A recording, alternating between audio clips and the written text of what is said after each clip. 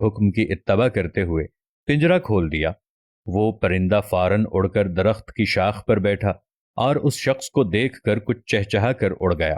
اس شخص نے حضرت سلیمان علیہ السلام سے عرض کیا کہ یہ کیا کہہ رہا ہے اور یہ کیا کہہ کر گیا ہے؟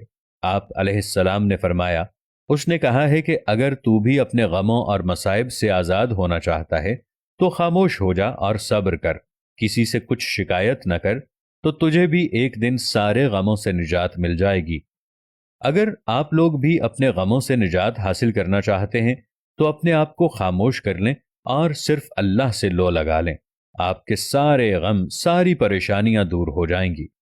صبر اور شکر، اللہ کی نعمتوں پر شکر اور مصائب پر صبر کرنا ہی مومنین کی نشانی ہے۔